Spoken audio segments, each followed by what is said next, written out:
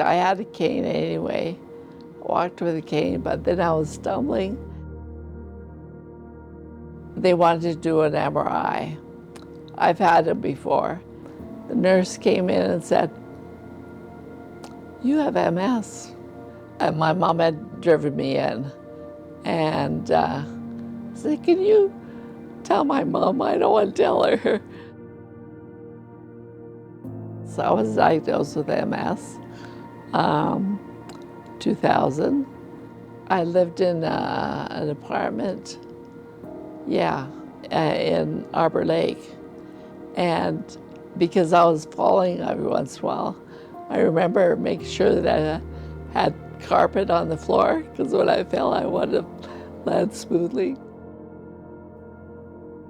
And then I started to fall more often than I thought. I was calling the EMS quite a bit. My MS doctor I had, he said, "Well, you should probably look into," and he named the fourth dimension, which is the accessible housing.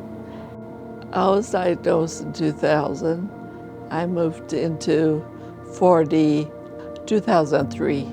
That's what it was, room 7. I remember that. Yeah, I got room 7. Then, of course, when they were building this place, when I first moved into Inclusio, the MS Society lady came down from Edmonton because they wanted to build another place, just like this one, because they thought it was great. And you're right, there wasn't any other place. Usually, a lot of the time, you go to an old folks' home. You could open your curtains, the door would open, you'd talk to the door and it would open. And so it was really nice that way. And because everything is so central and easy to get to, and you have your own room and your own shower, and it just makes it nicer to live. So even though I had this disease, it was just part of my life. And so living in this kind of place let me continue doing that.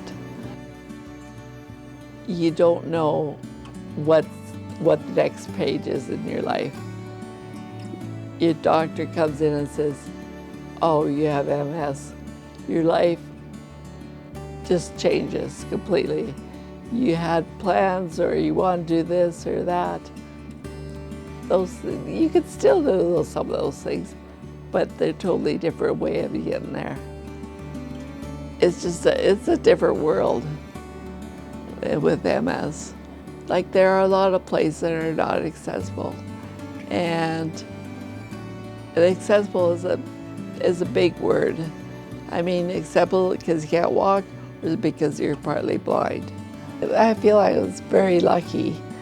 I wish I was really lucky like Lotto, but that's another kind of luck. But I think because I know people that don't live in places like this, and so I am lucky to be here.